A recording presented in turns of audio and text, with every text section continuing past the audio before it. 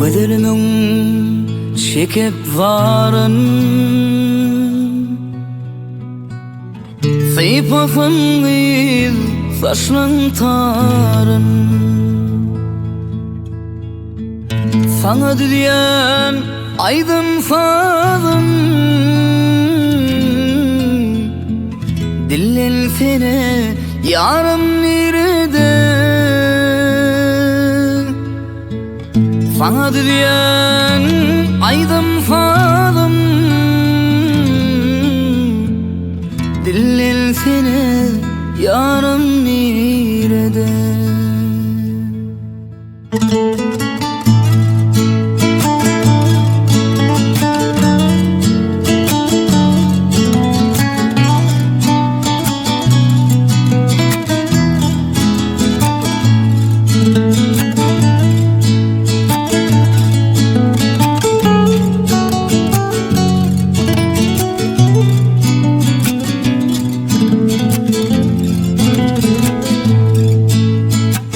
Giderdim men sarım güler,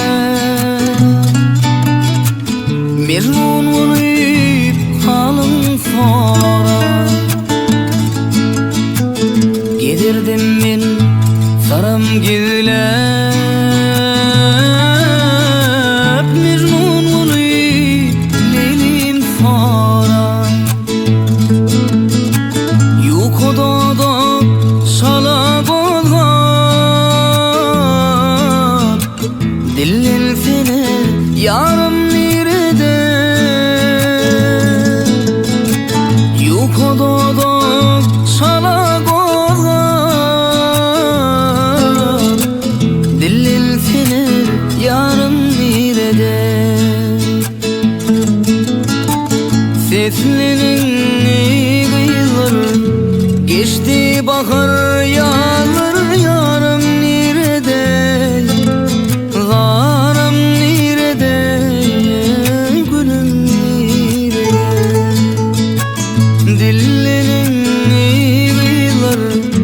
Geçti bahar yağlar, yarım nerede? Varım nerede? Gülüm nerede?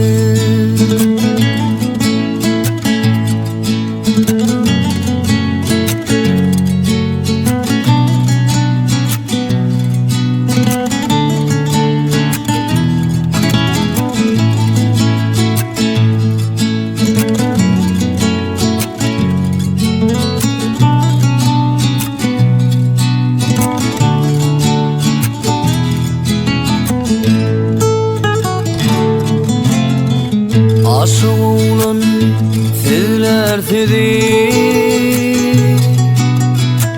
yüreğimden kıyıp seni. Aşık oğlan söyler seni, gözlerimden gözler seni. Dön kovada söyler hanı, Dillin seni yarım nerede? Dön kovada söyler hanı, Dillin seni yarım nerede? Seslerin kıyıları geçti bahar yağlar,